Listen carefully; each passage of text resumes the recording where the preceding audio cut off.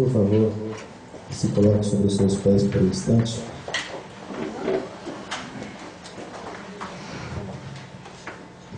No último livro da Bíblia, onde nós estamos estudando, onde nós estamos fazendo alguns comentários a respeito desse assunto, livro do Apocalipse, livro das Revelações, capítulo de número 2,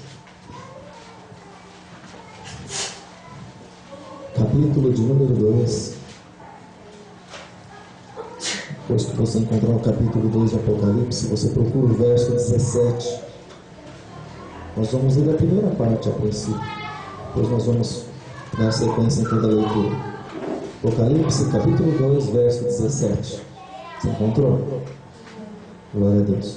Onde está escrito assim: quem tem ouvidos, ouça o que o Espírito diz às igrejas. Eu vou ler mais uma vez.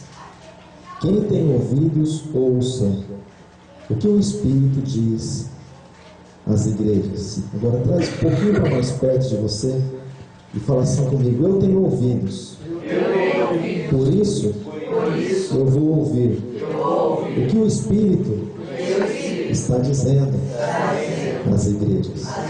Feche seus olhos agora, entregue um instante de oração diante do Senhor, diante do teu Deus, porque o Espírito Santo é aquele que fala, aquele que transmite aos nossos corações, aquele que revela a tua palavra, é aquele que consorta, aquele que consola, aquele que conforta, é aquele que exorta se necessário. Abra sua boca diante do Senhor, porque Ele está com os ouvidos inclinados para ouvir a nossa oração, o nosso clamor, o nosso louvor. Amém? Deus amado, Pai Todo-Poderoso, no nome de Jesus Cristo, Pai, nós te exaltamos, Deus, nós te louvamos, porque Tu és o soberano, Tu és o Deus das nossas vidas, também o Deus da nossa salvação, o Deus que nós amamos, Tu és o Deus que nós tememos, o Deus que nós servimos, o Deus que nós confiamos, porque nós não encontramos outro Deus, nós não encontramos outro Senhor, mas Tu és o nosso Senhor, Tu és o nosso socorro, socorro bem presente na hora da angústia, assim como diz a Tua palavra, Deus, a quem nós temeremos se o Senhor é conosco, se o Senhor é aquele que vai à nossa frente, se o Senhor é o Senhor dos exércitos, e sabendo, Deus, que o Senhor é o Senhor dos exércitos, nós precisamos estar bem conscientes de que nós vamos para a guerra, porque o general ele não se prepara, Deus, simplesmente para deitar numa rede, mas o general se prepara para o combate e os soldados também precisam se preparar, e nós estamos aqui, Deus, exatamente para isso. Abençoa, Deus, nossas vidas, Pai, ministra, Deus, aos nossos corações, a cada um de nós. Oh, Deus, é a minha oração nessa noite, Pai, no nome de Jesus Cristo. Amém, Jesus, e amém. Amém, amado? Amém. Graças a Deus. Pode se sentar. Pode se sentar, dando graças a Deus.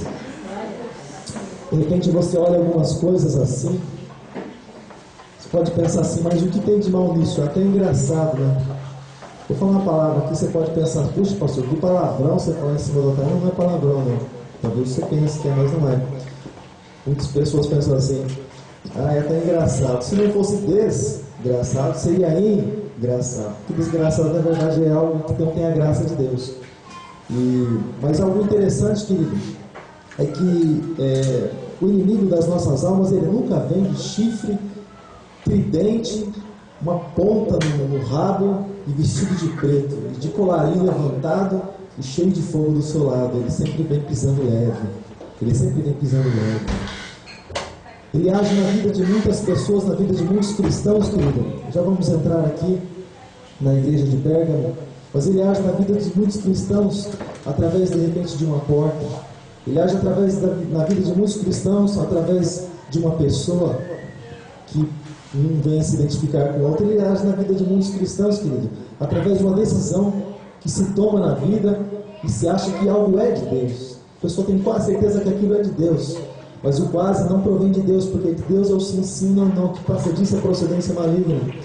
E na vida de cristãos de muitas maneiras, principalmente no tempo que nós vivemos, o tempo que se chama hoje, porque tudo está tão muito próximo, amado, tudo está muito próximo. Não dá para imaginar o mundo daqui a 5, 10 anos, não dá para imaginar.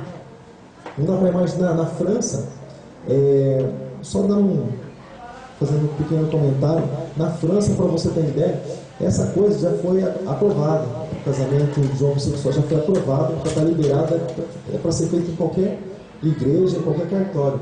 Por aqui se faz até nos cartórios, né? Mas não tem aquela abertura, não tem aquela liberdade ainda. Mas por aí as coisas já estão correndo. As coisas estão correndo. E até mesmo em muitas cidades já se faz essa junção, e até mesmo para adoção de crianças, né? Você vê, Jesus, há 2000 anos atrás, ele disse assim, que aquela geração era pior do que Sodoma e Gomorra, e que se Sodoma e Gomorra se levantasse para julgar aquela geração, Sodoma julgaria aquela geração, porque eles não tiveram tanta oportunidade assim, embora tiveram uma oportunidade, mas não tanto. Mas agora imagine você, depois de 2000 anos, isso no mundo sendo governado pelo maligno. O príncipe desse mundo é Satanás. Dá para imaginar como é que fica tudo isso? Né? E de repente, muitas vezes, nós na nossa pequenez, na nossa simplicidade, achamos que algo é injusto que acontece na nossa vida, que acontece na empresa, que acontece em tantos lugares da sociedade. Mas como é que nós vamos viver em um mundo justo se o príncipe desse mundo ele vem e não vem para outra coisa senão para matar, roubar e destruir? Como é que nós procuramos justiça?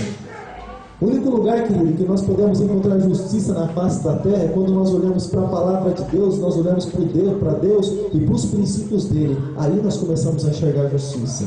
Caso contrário, é tudo podre, é tudo imundo. Sistema, aquilo que fazem com as pessoas, na verdade é simplesmente escravizar e simplesmente se preparar as pessoas para aquilo que está por vir. Simplesmente isso, tudo aquilo que se assiste, tudo aquilo que se vê, é simplesmente preparando a mente e o coração das pessoas para aquilo que está para acontecer.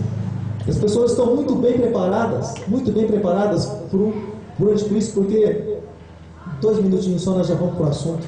Eu acho algo assim muito interessante o que acontece no dia de hoje. Muito interessante. Às vezes nós sempre comentamos: puxa, se eu ficar com a TV ligada mais meia hora nesse canal, vai esguichar sangue pela TV, eu vou ter que ter uma proteção aqui, de tanta violência, de tanta morte, sequestro, um mata o outro por nada, e só pelo gosto de matar e destruir. Aquilo que está acontecendo é nada mais, nada menos do que a obra do príncipe desse mundo. Então eles estão exatamente no caminho dele. Mas a questão, queridos, sabe qual é?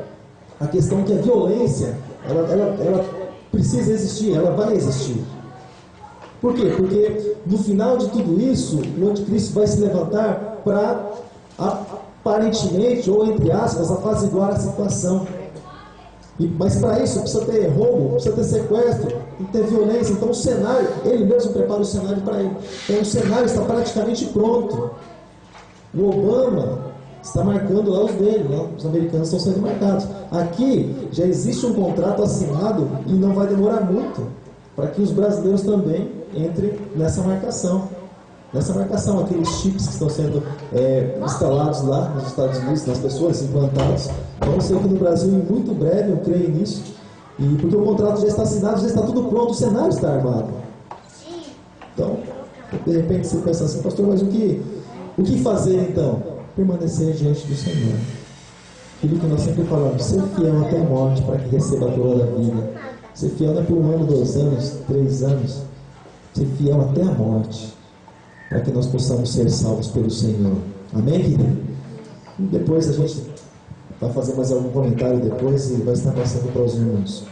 Mas aqui, querido, voltando para o assunto que nós acabamos de ler, onde nós falamos a respeito do que está escrito na 3ª carta, que é a carta escrita para a igreja de Pérgamo. E diz assim a palavra do Senhor: ao anjo que está, ou ao anjo da igreja que está em Pérgamo, escreve. É interessante porque aqui foi dito para que João escrevesse, mas em alguns trechos o anjo disse para ele assim: olha, não escreve, o que você vê, não escreve. Talvez ele, ali no intuito de querer escrever alguma coisa, o anjo disse: não, isso você não escreve, porque muitas coisas são mostradas para nós, ou pelo menos são escritas para nós, para que nós possamos já ter uma ideia, embora não dá para ter uma ideia exatamente de todas as coisas que são escritas, porque Deus é infinito, amado. Deus é maravilhoso. Quando o Senhor falar, por exemplo, de algo que se fala muito aqui, do trono de Deus, você pensa assim: puxa, o trono de Deus, olha só, como é que seria o trono de Deus? Um trono, temos uma foto aqui até slide do trono de Deus, tem lá os 24 anciãos prostrados, e trono brilhante, De repente você pode pensar assim, o trono de Deus, olha só que maravilhoso. É muito mais que maravilhoso, querido. As coisas de Deus são maravilhosas. João quando viu um anjo, querido, João viu, ele se prostrou, um homem temente ao Senhor, um homem que andou pouco mais de 3 anos com Jesus, ele viu um anjo, ele se prostrou diante da excelência, diante daquilo da maravilha que Deus estava mostrando. Ele se prostrou, o anjo levantou, ele falou, faça isso. Agora, você já se imaginou diante do trono de Deus? Diante do trono do Senhor? Aquela voz, aquele vozeirão, porque a palavra do Senhor está escrito que a voz dele é como um trovão. Já viu um trovão? Quando está chovendo assim, sabe aqueles trovões? Treme até a terra. Você fala, meu Deus. Daqui a pouco vem um relâmpago. Aquele trovão treme janela, treme tudo. A voz de Deus é como um trovão. A voz de Deus é como muitas águas. Sabe aquela voz que preenche? Aquela voz que, assim como nós sempre cantamos, a glória do Senhor enche a terra, enche os céus, enche a nossa vida, enche tudo, querido. O Senhor, ele preenche todos os espaços. Isaías diz isso lá no livro de Isaías, capítulo de número 6. Mas aqui, ele disse assim, ao anjo que está em Pérgamo, lá na igreja de Pérgamo, escreve essas coisas. Isto diz aquele que tem a espada aguda de 2 fios. Ou seja, você percebe que uma espada, né, quando ela é afiada só de um lado, ela só pode ser usada de uma maneira, né? E ela de outro lado ela não vai ter eficiência, simplesmente quando ela vai. Mas quando ele fala a respeito da espada afiada, da espada de 2 fios, significa que ela produz resultado na ida e na volta. Significa que a palavra do Senhor, ela sempre produz resultado. E quando Deus fala alguma coisa, querido, é só esperar acontecer. Porque se Deus falou, vai acontecer. Se Deus disse que seria assim, então vai ser assim. Na carta aos Hebreus, no capítulo 4, no verso de número 12, se você tiver essa liberdade, você pode acompanhar. Carta aos Hebreus, capítulo 4, verso de número 12, onde está escrito assim, um pouco antes, vai voltando aí, você vai encontrar a carta que foi escrita aos Hebreus, capítulo 4, verso 12, está escrito assim, olha, porque a palavra de Deus é viva. Ou seja, sabe quando nós falamos a respeito da diferença da Bíblia, de qualquer livro que você vai comprar por aí? São auxílios, coisas assim para trazer conhecimento a mais, mas a vida está na Bíblia, está na palavra de Deus. Então, a palavra de Deus é vida, é viva. E sabe o que vivifica a palavra? Isso que é mais tremendo. Você sabe o que vivifica a palavra? O Espírito Santo. O Espírito Santo que dá vida para a palavra, porque se você simplesmente ler, embora você esteja lendo a Bíblia, aparentemente não vai produzir resultado nenhum. Mas como o Espírito Santo é que vivifica, então você começa a ter a vida transformada, porque o Espírito Santo está vivificando a palavra, aquilo está surtindo efeito na tua vida. É interessante, né? E porque a palavra de Deus é viva e eficaz, ou seja, sempre funciona, ela não falha, mais penetrante do que qualquer espada de 2 gumes, e penetra até a divisão da alma e do espírito, e das juntas e medulas, e aptas para discernir os pensamentos e intenções do coração. 3 pontinhos aí, vai embora. E aí a história, a conversa continua. Então, querido, a palavra de Deus é uma espada afiada. E quando ele fala a respeito disso, ou seja, a palavra de Deus está aí, olha. Ela vai acontecer, como se ele estivesse dizendo assim, a palavra de Deus é infalível. Ela não falha. É como se hoje estivesse dizendo isso em outras palavras. E ele continua dizendo, para abreviar por causa do nosso tempo, ele continua dizendo, eu sei as tuas obras, e onde habitas, que está, ou que onde está o trono de Satanás. Por que ele disse isso? Quando se usa a expressão, ou quando se usa, na verdade, essa expressão, o trono de Satanás, assim como nós falamos a respeito do trono de Deus, onde ele reina, quando se fala a respeito do trono de Satanás, significa estar falando também a respeito de autoridade, um lugar onde ele reina, como se ele estivesse tomando um determinado espaço, como se ele estivesse reinando em determinado lugar. E quando se fala a respeito do trono de Satanás, significa, querido, que existem comandados por ele. Ou seja, alguns que estão sendo comandados. E por que ele está dizendo isso? Por que ele está usando essa expressão direta, quando ele está falando a respeito também de trono de Satanás? Porque o poder, querido, do diabo era honrado abertamente pelas práticas pagãs daquela época.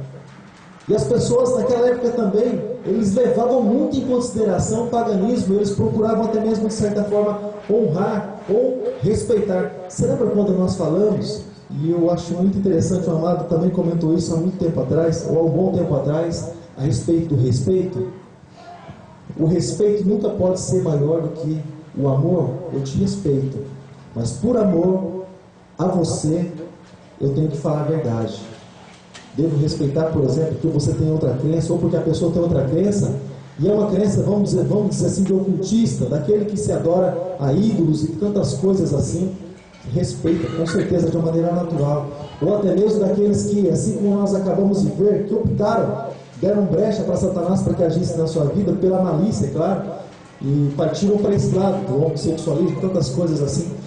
Então, quando nós olhamos para isso, nós respeitamos. Com certeza nós respeitamos. Mas por amor nós falamos. Porque nós sabemos que toda pessoa, quando ela está na beira do caminho, se Jesus vier, ela vai ficar. Ela não vai subir para o Senhor. Assim como toda casa dividida, o Senhor Jesus mesmo disse que ela vai cair. E isso entra até no ditado que o mundo usa aí fora, né? A casa vai cair, né? Assim como está escrito em Mateus capítulo 7, a partir do versículo 24, mais cedo ou mais tarde ela vai desabar, e assim como está escrito, grande será a sua ruína. Então, querido, quando nós falamos a respeito do amor, o amor que não é você concordar com aquilo que a pessoa pensa, amado. O amor é você respeitar, mas o amor, ele vai muito além disso, porque Deus, ele concorda com ele respeita aquilo que nós pensamos. Deus respeita a nossa liberdade, no entanto, ele não nos deixa de amar. Deus, ele respeita a nossa liberdade. Tanto que se hoje eu falar assim, eu não quero mais ser pastor, vou viver a minha vida, seria muito problema. Isso aí, ó, meu Deus do céu, ô, vida corrida. Gente, Deus vai respeitar, com certeza. Vai levantar o melhor e colocar aqui para fazer uma obra mais grandiosa. Deus vai respeitar, com certeza. Assim como respeitou a liberdade de Adão e Eva lá no Jardim do Éden, respeita a liberdade de qualquer pessoa. A questão é que Deus, ele nos ama. E ele entregou o teu Filho amado Jesus Cristo, para que todo aquele que nele crê não venha perecer, mas venha ter vida eterna. Ele ama, ele estabeleceu o amor dele, porém vai existir um juízo, vai existir um julgamento de Deus para com as nossas vidas. Todos os dias nossas vidas são analisadas e avaliadas. Lá no teu trabalho eu creio que é assim, não é? Na escola eu sei que é assim. Você vai estudando, mas vai chegar o dia da prova, vai chegar o dia que você vai ter que realmente mostrar se você sabe alguma coisa ou não.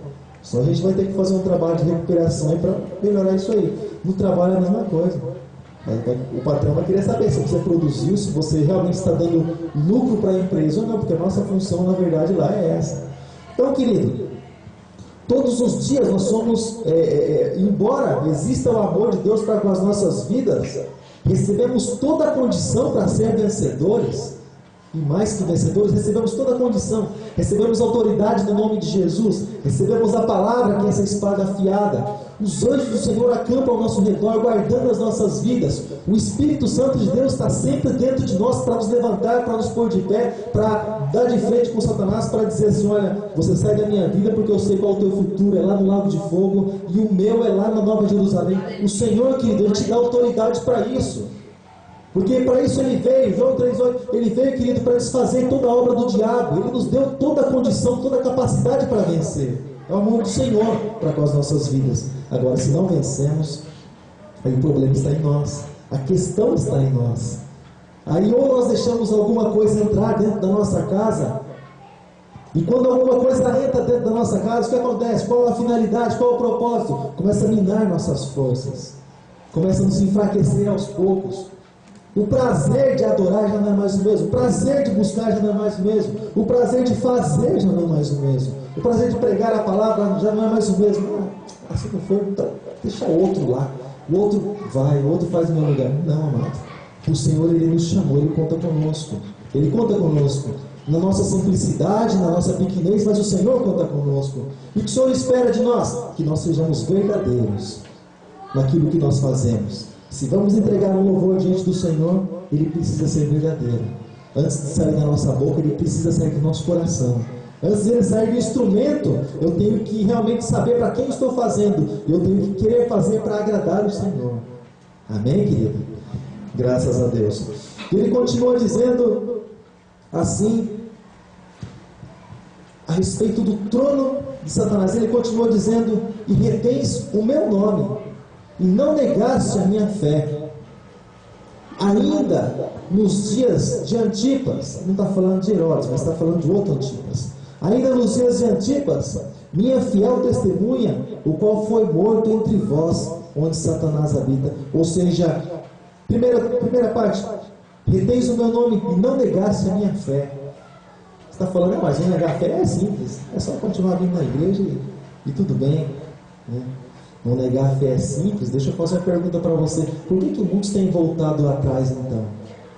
Não negar a fé é simples? Quando nós estamos diante de uma bronca sem tamanho e temos que assumir uma responsabilidade, e é simples, você fala assim: não, isso é simples. Se eu disser que não fui eu, ó, vai passar aqui do lado. Se eu disser que fui eu, bom, aí é problema, hein? Então, vamos ser o seguinte: Deus conhece todas as coisas, eu vou me livrar dessa, depois eu peço perdão para Deus. Sabe o que está acontecendo? As nossas forças estão sendo minadas, nós não estamos percebendo e não estamos sendo fiéis ao Senhor. Pedro diz isso, ele é bem interessante quando ele fala a respeito desse assunto. Disse isso várias vezes, quantas vezes foi preciso dizer, se for para que nós venhamos perecer, que seja como cristãos, como filhos de Deus. A nossa identidade não pode ser manchada. A nossa identidade, querido, nós não podemos perder de filho. Aquela mesma identidade que Satanás tentou tirar de Jesus lá na tentação, lá em Mateus capítulo 4. Você está com a tua identidade aí ainda? Está conseguindo ler teu nome? Amém, amado? Eu creio que sim, amém?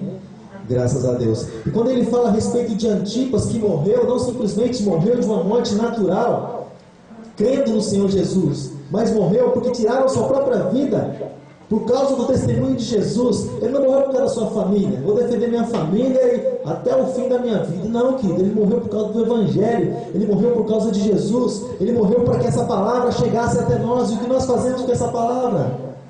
O que nós fazemos com essa palavra? Muitas vezes não liberamos o lugar onde nós fomos plantados para liberar, querido. E pessoas morrem a cada dia do nosso lado e nós não damos conta. Pessoas todos os dias vão para o inferno. Satanás, olha o êxito que ele tem. Está plantando, ele está semeando por todos os lados, mas nós não semeamos. Sendo que a nossa semente é a boa, perfeita. Sendo que a nossa semente é a que dá fruto, e esse fruto é o que permanece. Mas muitas vezes nós não plantamos, nós guardamos Jesus só para nós. Ah, Jesus é meu. Você pode dar Jesus, querido, e entregar Jesus e falar de Jesus para quem você quiser, querido. Não vai faltar para você. Muito pelo contrário, ele vai acrescentar mais e mais ainda na tua vida. Então Antipas, ele morreu por causa do testemunho do Evangelho. Mas a obra do maligno era feita naquele lugar. As doutrinas falsas também eram pregadas naquele lugar. Só para a gente antecipar tudo isso, não dá para prolongar muito, mas umas poucas coisas tenho contra ti, porque tens já os que seguem a doutrina de Balaão. Você lembra de Balaão? Quantos se lembram de Balaão? Vou contar rapidinho, resumida, 2 minutinhos para você. Balaão era um profeta de Deus, era um homem de Deus, um homem que estava acostumado a ouvir a voz de Deus. Deus falava com ele. Mas um dia, Balaque enviou seus mensageiros para subornar Balaão. Também que em nossos dias não existe essas coisas, né? Subornar a voz de Deus, né? Não existe pouco. Então, mandou lá seus mensageiros para subornar, para que Balaão amaldiçoasse, porque ele sabia que Deus era com ele. Então, se ele falasse em nome do Senhor para amaldiçoar ali o povo de Deus, então Deus ia amar. Aí, mas ele foi chamado por Deus para abençoar. Mas olha só, aí foram os mensageiros lá, resumindo, foram os mensageiros e disseram a Balaão, olha aqui trouxemos uma quantia para que você vá conosco, para que você amaldiçoe o povo do Senhor. E Balaão disse assim: eu vou orar a Deus, vou orar ao Senhor. Como ele não deveria nem orar, irmãos. Ele deveria juízo na cabeça, né? Porque ele foi chamado para abençoar, e o povo era de Deus, como é que ele ia amaldiçoar? Lógica, né? Mas ainda assim ele foi orar ao Senhor. Deus, pela infinita misericórdia dele, falou: Balaão, você não vai. Não vai, Balaão, como é que você vai amaldiçoar um povo que é meu? É bendito esse povo, como é que você vai amaldiçoar? Não, não vai. E ele disse para os mensageiros: não, eu não vou, Deus disse para eu não ir. Os mensageiros foram embora. Balaque mandou os mensageiros de volta com quantia alta. Os olhos de Balaão brilharam, eu creio, diante de tanto dinheiro,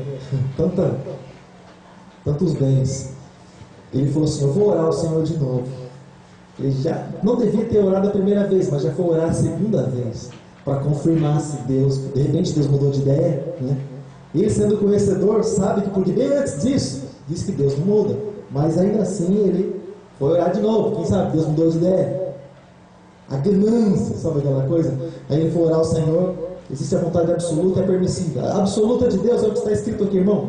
Obedece, amém, seja abençoado. A permissiva, pela cabeça dura de muitos, Deus permite, vai, quer ir, vai. Mas lá na frente tem a consequência, né? E chegando, então Deus disse: vai, Balaão, vai, quer ir, vai. E ele foi, montou na jumenta e foi.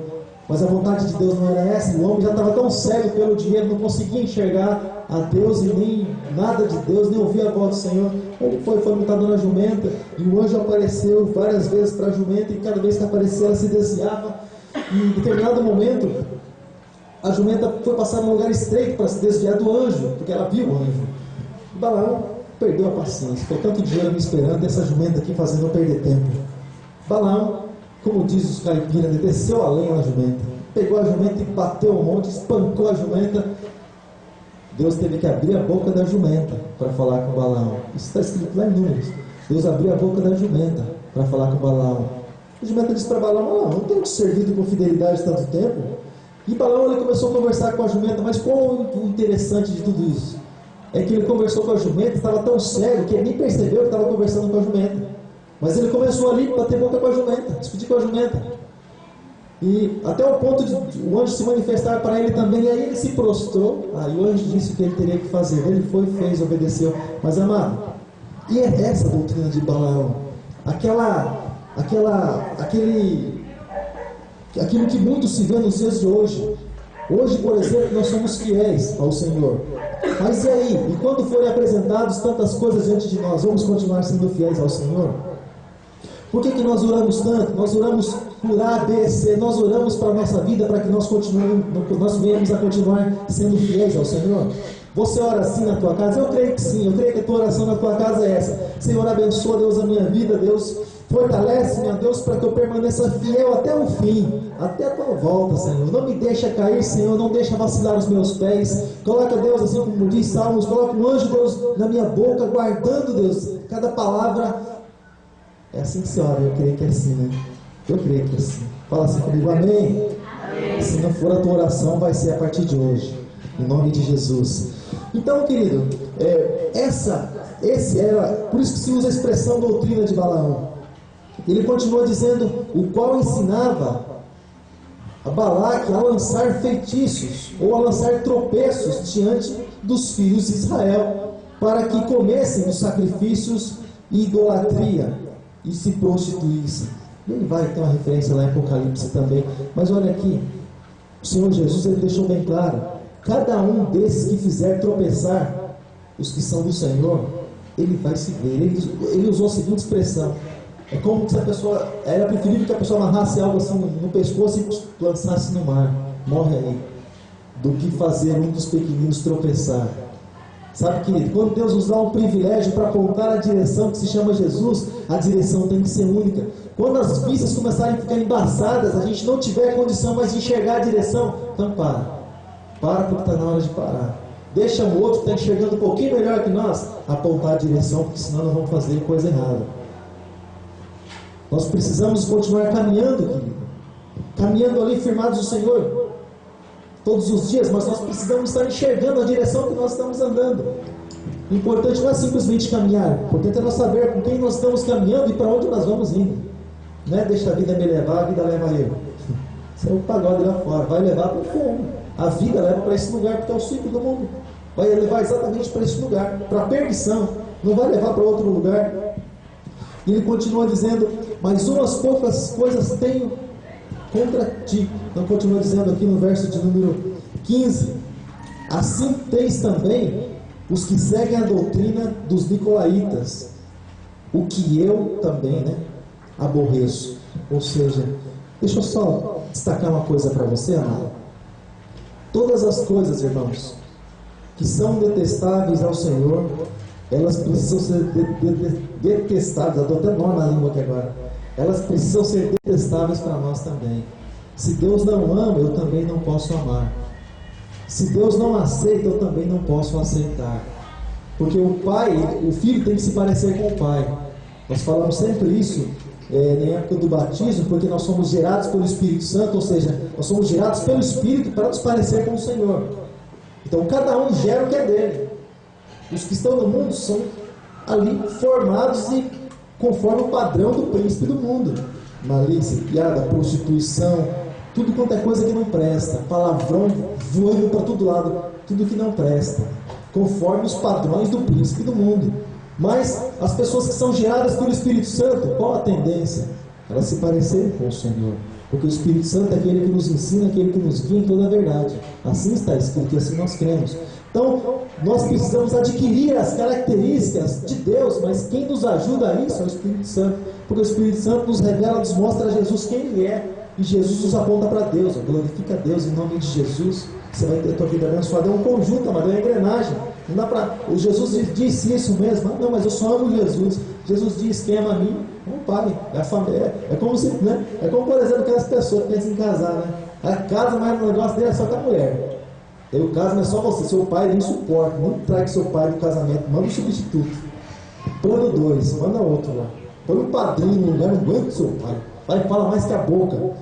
Sua mãe, meu Deus do céu, suporte. Quer casar, quer só o melhor da história, Mas é o pacote, tudo junto. Casou, É bem por aí.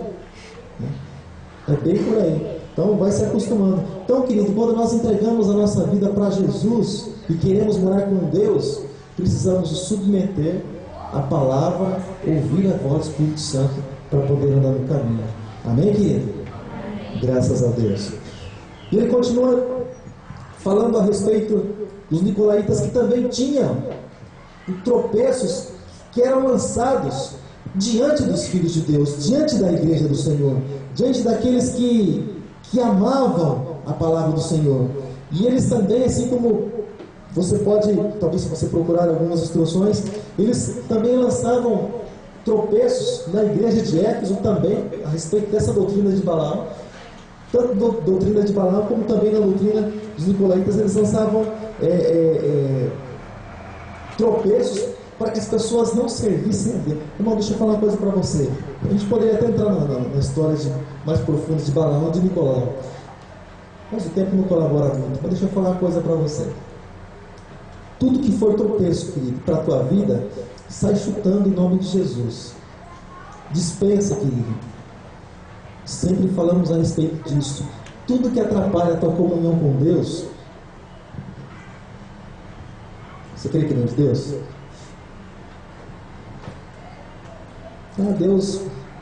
Deus preparou uma mulher para mim, maravilhosa. Só não posso ir mais na igreja.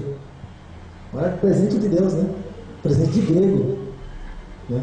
Deus me deu um filho, agora minha atenção é só para ele. Só que eu não posso mais sair de casa, porque não dá mais para a igreja, mas Deus entende. De Deus, aonde? Deus desde Gênesis nos chama para essa comunhão. Quando Adão pecou e se escondeu, Deus falou para Adão: onde você está, rapaz? Sai daí. Lá Deus já preparou o escape, Deus já preparou lá, falou a respeito de Jesus, e sempre tentando nos trazer para a comunhão, através dos profetas e tantos homens, sempre tentando nos trazer para a comunhão. Pode Deus dar um negócio agora? Deus mudou de ideia nesses tempos modernos. Deus pode dar uma coisa que vai me separar da presença dele. Se o próprio, lá em Coríntios está escrito que nada nos separará do amor de Deus. Romanos está escrito, nada nos separará do amor de Deus. Mas como é que Deus pode dar uma coisa para nos separar? Assim, da presença dele, do momento foi. Os nossos dias, querido, eles são do Senhor. A nossa vida pertence ao Senhor. Tudo que nós temos pertence ao Senhor. Tudo que vem fora disso, querido, pensa, analisa. busca a presença do Senhor, age com consciência, mas tudo baseado na palavra. Vê se algum dia Deus te deu para alguém algo que tirasse da presença dele. Muito pelo contrário. Muito pelo contrário. O Senhor, Ele sempre tira as pedras, sempre tira os tropeços do nosso caminho, para que nós possamos caminhar livremente. Amém? Assim está escrito até no Salmo de número 91, e Satanás disse algumas dessas palavras para Jesus lá, tentando tirar Jesus do caminho também. Então, o Senhor sempre nos chama para a comunhão. Amém? Amém? Amém. E assim tens também, né? Ele continua dizendo aqui no verso 16: arrepende-te, pois quando não, em breve virei contra ti. Existe uma questão muito interessante a respeito de arrependimento. Arrependimento, irmãos, ele está ligado com entristecimento. Arrependimento, o sentido real da palavra, principalmente nesse trecho aqui, ele fala a respeito de eu me entristecer por aquilo que eu fiz errado. É a mesma palavra que usa lá quando João Batista está usando. Jesus também fala a respeito de arrepender-vos, porque é chegado o reino dos céus. É como quem diz assim: olha, se entristeça pelos teus erros, pela vida que você está levando, porque o reino dos céus é chegado, oportunidade de você deixar Deus habitar na tua vida. Arrependimento, tristeza pelo pecado, nos entristecer por uma vida errada que nós levamos. Agora deixa eu falar uma coisa para você. Você acha que quem se entristece, ele volta para o mesmo caminho?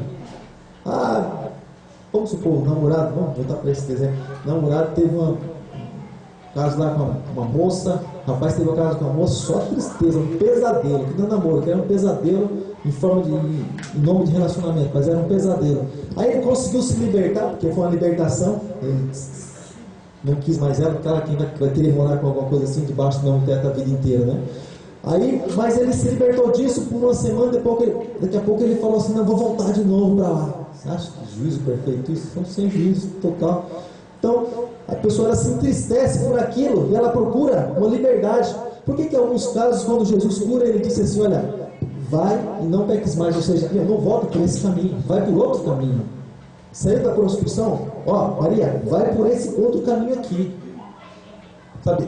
Não pratique as mesmas obras, ou seja, muda de direção, muda de rumo. Quando se fala em arrependimento, está falando exatamente sobre isso, sobre nós nos entristecermos pelas coisas erradas que nós fazemos, porque nós deixamos muitas vezes entrar tantas doutrinas que não vêm de Deus, que não pertencem ao Senhor, como aqui, embora eles tivessem guardado o nome do Senhor, mas tantas coisas que nós aprendemos a aceitar, principalmente o comunismo, amado. Aproveitar que nós estamos tratando desse assunto, principalmente o comunismo. E o sistema programa as pessoas para acreditar naquilo que eles querem que nós venhamos a acreditar.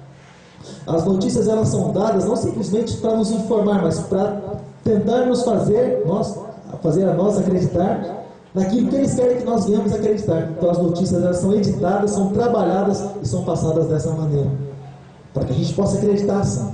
Esse é o sistema do mundo. Esse é o mundo que nós vivemos. E tem gente que fala assim: Deus, eu quero viver 200 anos. Pode viver 200 anos, amado, eu não quero passar de 50. Espero que Jesus volte antes. Mas eu falei para minha esposa: olha, não quero passar dos 50. Deus, leva nos melhores dias, não tem problema não. Tem gente que fala assim: eu quero ver meus filhos casarem, quero ver meus netos, quero ver meus bisnetos. Amém, pode ficar, eu quero subir para agora, quero descansar com o Senhor. Você quer ficar num lugar terrível, sabendo que Deus tem um lugar melhor? Misericórdia, mano. Conta outra. Você quer? É que aquelas pessoas que falam assim: você está no emprego, ganhando pouquinho mesmo. Não estou reclamando, não reclamando por você também. Ganha um pouquinho assim mesmo.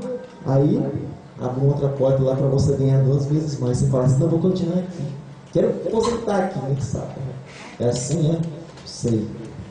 Eu sei que não é assim, irmão. Eu sei que você procura sempre o melhor, assim como nós também procuramos sempre o melhor para as nossas vidas. Aqui você passa por lutas, por aflições, por tribulações, perseguição, afronta, tantas coisas. Deus fala que lá Ele enxugará dos nossos olhos toda lágrima, em um lugar perfeito, maravilhoso, não vai haver tristeza, não vai haver nada de ruim, o mal não vai entrar naquele lugar. Você prefere ficar na terra, deixando...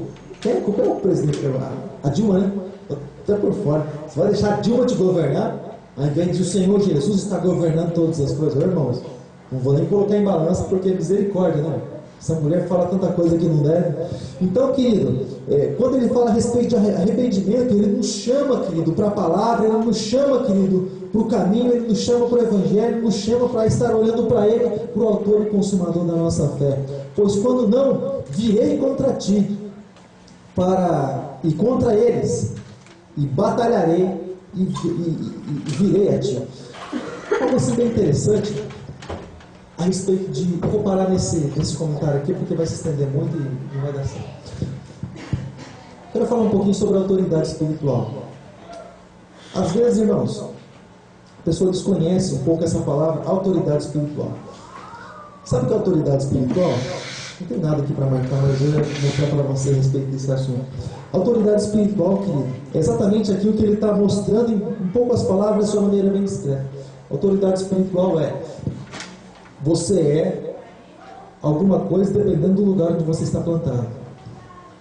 A casa é valorizada dependendo do terreno onde ela está plantada. Uma mansão aqui na Vila Helena, ela tem um preço. A mesma lá no centro da cidade, o preço é outro, por causa do lugar onde ela está colocada.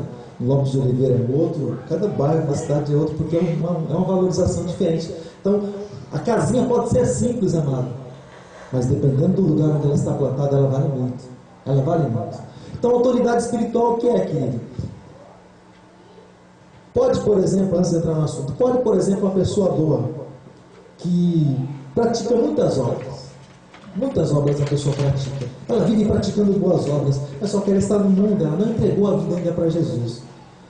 Ela ajuda, ela é um homem, um bom pai de família, um bom marido, um bom trabalhador, mas ele não entregou a vida para Jesus. Pode ele ser salvo, sim ou não? Pode dar a sua opinião, tranquilo, sem problema. Pode falar, não é terça-feira, mas você pode falar, sim ou não? Não, né? Por causa do sistema, autoridade espiritual. O que tem autoridade espiritual no mundo lá fora é Satanás. As pessoas que não vieram até Jesus, não entregaram suas vidas a Jesus, ainda estão debaixo dessa maldição. A maldição de nascer, crescer, envelhecer, morrer e ir para o inferno. Nascer, crescer, envelhecer, morrer e ir para o inferno. O ciclo é esse. Desde que a pessoa se entregue para Jesus, ela sai debaixo dessa maldição, as coisas mudam na vida dela. Por quê? Porque o príncipe desse mundo está lá. E a Bíblia diz em Efésios 2,8 que ninguém é salvo pelas obras para que ninguém se glorie. Ninguém é salvo pelas obras. As obras da pessoa começam a fazer alguma diferença quando a pessoa entrega a vida para Jesus, a obra dela passa a ser viva. Caso contrário, é obra morta. É beneficiado só quem é abençoado, só quem recebe alguma coisa. Mas para Deus a obra dela é morta. Então, querido, voltando aqui, dependendo da autoridade, por exemplo, o pastor seu começa a fazer algumas coisas assim que não são decentes, algumas coisas que não são de Deus. A princípio você não sabe, a princípio. Mas depois você começa a saber, você fala assim, puxa, pastor parece estar com o pé em dois barcos, as coisas estranhas que eu estou vendo. Não pula do barco ainda não, conversa com ele. De repente você pode ser o instrumento de Deus para abrir o olho dele, em nome de Jesus. Esse é um lugar que nós temos liberdade, é esse. Democracia cristã. Amém? E só que, querido, começa a fazer algumas coisas assim que não são de Deus. E você sabe. Você tem plena consciência. Você fala assim, não, você acha que Deus sabe o que está fazendo. Se ele está fazendo assim, porque ele tem princípios e ele sabe que isso aí não vai afetar em nada na salvação, nem na vida dele com Deus. Na minha também não, porque ele, eu sou eu. Deixa eu falar uma coisa para você, irmãos. Todo mundo que estava no Titanic foi para a água. Pode ter sido salvo, mas alguns morreram lá, outros congelaram, bem pouquinho se salvou. Se está no barco, querido, de certa forma, vou falar de mim, vamos falar daqui de casa. Se eu começo a andar por outros caminhos, você sabe, você continua nesse caminho errado, deixa eu falar uma coisa para você. E eu for para o inferno, você vai juntinho comigo. Sabe por quê? Porque nós somos autoridade espiritual sobre a tua vida. E você está concordando e fazendo vista grossa. Se não for bênção para a tua vida, querido, bota um pé atrás. Chega para nós, pastor, o que é isso aqui? Mas se permaneça fiel. Permaneça fiel. Se tem sido bênção na sua vida, permaneça fiel. Pelo menos isso. Mas agora, a partir do momento que alguém está debaixo de uma autoridade espiritual, e essa autoridade, a autoridade está lá no topo, ela entra debaixo de maldição, o que acontece? Tudo que está lá embaixo é contaminado. Principalmente porque tem sustentado e financiado o ministério daquela pessoa. Então, de certa forma, ela tem contribuído para que aquela perversão continue. Então, você percebe aquilo que nós falamos sempre, quando falamos a respeito de autoridade espiritual, a pessoa muitas vezes não entende, mas como é que pode? Não, mas eu não tenho nada a ver, isso aí com a pessoa. Por que você está plantado lá então? Se você sabe disso, você vai afundar junto. A autoridade espiritual sobre a tua vida, aquilo ali, está debaixo do mesmo jugo. E aqui, querido, quando ele está falando a respeito desse assunto, é porque a igreja passa a concordar com algumas coisas, ou um líder passa a concordar com algumas coisas que não são de Deus, porque aqui ele está escrevendo, sabe para quem? Ele não está escrevendo para a igreja, ele está escrevendo para o líder da igreja. É para o líder da igreja. Ele não está escrevendo para o membro, para o diácono, a palavra para o levita tal, para o músico tal, ou para aquele. Ele está escrevendo para o anjo da igreja, para aquele que está com autoridade espiritual. E os outros se submetem. Então, quando ele diz assim: virei contra ti, se não se arrependeres, virei contra ti e contra eles, e batalharei, ou seja, todo mundo vai entrar no rolo. Porque se submeteu à autoridade espiritual. É como se nós começássemos a aceitar as coisas que acontecem no mundo lá fora. Nós automaticamente vamos entrar debaixo do jugo de Satanás. A mesma condenação que tem para ele vai ter para nós também. Você sabia disso? A partir do momento que eu começo a concordar com princípios lá de fora, sabendo que a Bíblia diz o contrário, a mesma condenação que tem para ele vai ter para mim também. E o juízo para ele já aconteceu. Jesus já bateu o martelo para ele, o Senhor já bateu, está condenado. Então, se eu concordo com aquilo e faço vista grossa, automaticamente eu estou fazendo parte daquilo, porque a palavra do Senhor pede para que eu venha expor as obras das trevas. Porque senão eu estou concordando. Quem cala consente, senão eu estou concordando. Você percebe como é difícil ser cristão, né? É difícil ser cristão. Você não concorda, você vem e você tem que falar: não, isso aí não é certo não. Isso aí não vem de Deus não. Se eu fosse você, eu parava com essas coisas aí. Isso aí leva para o buraco, né? Isso aí leva para a permissão. Não, mas parece ser certo. Parece, mas o de Jesus não parece, ele é certo. O que parece é o que está escrito lá em Provérbios. Há caminhos que parecem ser direitos, mas no final são caminhos de morte. Os que parecem são sempre errados, mas os de Deus é sempre certeza, porque o Espírito Santo é aquele que confirma no nosso coração a respeito do caminho, amado. Amém? Porque senão batalharei contra ti, e com a espada da minha boca, ou seja, aquela espada afiada. A palavra do Senhor, deixa eu fechar a Bíblia aqui que agora eu paro. Difícil, né? A palavra do Senhor está escrito que lá no final, quando houver a batalha do Armagedon, o Senhor é interessante, ele nem põe a mão no imundo, né, para não se sujar. Que o imundo, não já diz, nem imundo. Isaías 64 fala a respeito disso. 64:6. Imundo mesmo, sujeira. Mas quando ele se levantar com um exército, Satanás se levantar com um exército, você vai ver tudo isso no filme Megiddo. Você vai, ou Megiddo, como muitos falam, você vai ver a respeito desse assunto que eu estou falando para você. Quando se levantarem com um exército contra os que são do Senhor, o Senhor vai se manifestar, o Senhor vai destruir, ali com a sua espada, com o sopro da sua boca, o Senhor vai destruir. O Senhor não vai nem colocar a mão no mundo para destruir ele e os que estão com ele. Amém, querido? Fala assim comigo: eu estou com Jesus. Fala mais forte, com mais convicção: eu estou com Jesus.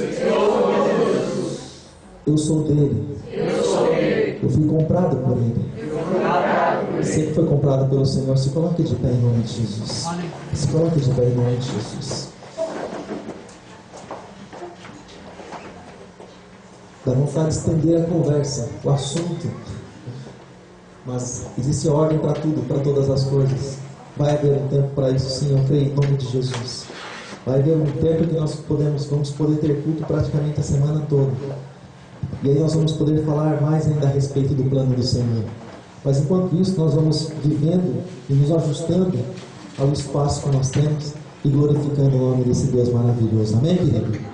Graças a Deus por isso. Peço que você, por favor, feche os seus olhos por um instante. Fecha aí os teus olhos em nome de Jesus. Fecha aí os teus olhos. Fica com os teus olhos abertos, não. Seus olhos abertos, você não pode contemplar o Senhor. Seus olhos abertos, você não pode ver nada daquilo que o Senhor tem para a tua vida, mas você precisa crer primeiro, para que depois o Senhor se manifeste na tua vida. Não vou orar nessa noite, querido. E não quero orar, querido, para que você tenha algo assim, porque eu creio que quando nós somos fiéis ao Senhor, Ele conhece e supre as nossas necessidades. Eu estou falando de fiéis ao Senhor, não quando pensamos que somos fiéis, mas quando nós somos fiéis ao Senhor, Ele supre a nossa necessidade. Mas eu quero orar nessa noite, querido, para que o Senhor te conserve. Quantos querem morar com o Senhor um dia? Diga amém, Jesus. Amém. Então eu vou orar por você nessa noite, para que o Senhor te conserve com as suas vestes limpas, com as suas vestes sem ser contaminadas pela mentira do maligno, pela imundície do sistema que nós vivemos, pela corrupção das pessoas, pelo suborno, pela prostituição, por tudo isso, para que você não seja contaminado, mas para que você seja guardado para o dia do Senhor, como uma noiva. Ela tem lá o dia da noiva para se preparar para o casamento. A minha oração nessa noite é essa, querido. Fecha os teus olhos em nome de Jesus e leve o teu pensamento a Deus. Oh Senhor, meu Deus, Tu és maravilhoso, Pai. Tu és soberano, magnífico. Eu creio, Deus, que na Tua soberania, na Tua plenitude, na Tua perfeição, eu creio que o Senhor permite que nós venhamos a ver tantas coisas. Mas o Senhor estabelece prioridades. E o mais interessante em Ti, ó Deus, que entre tantas coisas maravilhosas que os nossos olhos podem ver, muitas vezes o Senhor coloca algo tão simples diante de nós, e muitas vezes o Senhor diz: olha, isso é teu, seja fiel. Muitas vezes, Deus, se busca inúmeros talentos, mas muitas vezes o Senhor dá um na nossa mão e diz assim: olha, trabalha com esse talento e multiplica ele, porque um dia eu vou voltar. Senhor, meu Deus, eu oro a Ti, Deus, nessa noite, por esses que estão aqui, ó Pai, principalmente por esses que estão aqui, para que o Senhor possa, Deus, guardar os Teus pés, porque se levantar, Deus, talvez não seja tão difícil assim, mas o mais difícil que isso é permanecer de pé. Então, Deus, guarda os pés dos que estão aqui, ó Pai, para que eles não venham a vacilar, para que eles não venham a cair, Deus. Porque sabemos que o Senhor está assim com a mão estendida, mas a ferida, Deus, fica exposta, e a ferida traz trauma e tantas coisas, Deus, demora para se recuperar e para a pessoa caminhar novamente. Deus, eu te peço, guarda, Deus, os pés desses que estão aqui nessa noite. Põe, Deus, o desejo no coração deles, Pai, acima de todas as coisas, acima de pai, de mãe, de filho, de marido, de esposa. Deus, põe o desejo de servir a Ti, de estar na Tua presença, de meditar na Tua palavra. Que o amor do Senhor, Deus, para com o coração desses que são Teus, Pai, que o amor do Senhor, que o temor do Senhor possa envolvê-los, Pai, a ponto de nós todos, Pai, a ponto de nós entendermos, Deus, que nós sem o Senhor não somos nada. Sem o Senhor nós somos, assim como diz o apóstolo Paulo, miseráveis. Sem o Senhor na nossa vida nós vamos para o inferno e futuramente no lago de fogo, Pai. Sem o Senhor nas nossas vidas, Pai, nós seremos eternamente amaldiçoados. Nós precisamos entender isso, Pai. Mas nós precisamos entender também que foi pago alto preço por causa de nós. Quando lemos o Salmo 22, vemos o sacrifício, o sentimento do Senhor Jesus na cruz. Quando olhamos para João capítulo 3, nós vemos a imensidão do amor de Deus, do Senhor para com as nossas vidas, Pai, a cada dia, Pai. Não é idolatria, Deus, mas nos faz a cada dia nos lembrar do sacrifício do Senhor Jesus na cruz, olhar o Senhor Jesus crucificado, para que nós venhamos a lembrar que aquele era o nosso lugar. Mas por amor o Senhor foi o nosso lugar, porque se fôssemos nós para a cruz, continuaríamos na condição de malditos. Não adiantaria para nós ser crucificado, mas um justo foi crucificado, Deus. E é por isso que através da vida, da morte, da ressurreição do Senhor Jesus, nós temos vida eterna. E ainda em um mundo, Deus, como esse, nós podemos sentir prazer, não no mundo, mas naquilo que o Senhor tem para as nossas vidas. Abençoa, Deus, cada família. Livra, Deus, cada família, Pai. Coloca, Senhor, anjos acampados, Senhor, em volta de cada casa, Pai, em nome de Jesus. Guarda os que são teus. Nós sabemos que o Senhor guarda. Que os anjos do Senhor possam trabalhar em nosso favor o tempo todo, porque nós somos a preciosidade do Senhor, somos as primícias do Senhor. Porque sabemos, Deus, do intento tão grande do maligno para com cada um de nós, porque o Senhor nos prometeu maravilhas.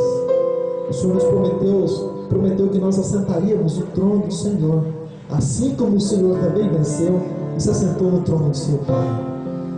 Oh, Pai Santo, não permita, Senhor, que mentiras, calúnias, blasfêmias, injúrias, Pai, venham tirar isso do nosso coração, Pai. Em nome de Jesus, abençoa, Deus, leva em paz e segurança os teus filhos, Pai. Que mais do que esses postes que clareiam, Deus, as luzes que clareiam as ruas, o Espírito do Senhor possa clarear, Deus, cada vida em nome de Jesus. Oh, Pai Santo, guarda-os, Pai, porque são teus, estão no teu aprisco, Pai. Eles pertencem a Ti, estão debaixo da Tua autoridade espiritual, então são benditos do Senhor. Em nome de Jesus, Pai. Em nome de Jesus. Fala assim comigo: eu tenho ouvidos, então eu ouço o que o Espírito diz à igreja. Que sou eu. Amém, querido? Olha o que aconteceu. Para que vencer, o Senhor, Ele vai dar de comer do maná escondido. E Ele vai dar também uma pedra branca, está escrito aqui. Vamos falar outro dia sobre esse assunto. E na pedra um novo nome, escrito o qual ninguém conhece. E às vezes os homens não sabem o que fazem com cada nome da pessoa, né? Os nomes até de maldição, nem de bênção, não. Mas o Senhor vai te dar um novo nome, né? O Senhor vai te dar um novo nome. E é por esse novo nome que você vai ser conhecido e que você vai morar no Nova Jerusalém. Um novo nome dado pelo Senhor. Amém, querido? Glória a Deus. Você precisa permanecer fiel para que você receba isso do Senhor. Graças a Deus.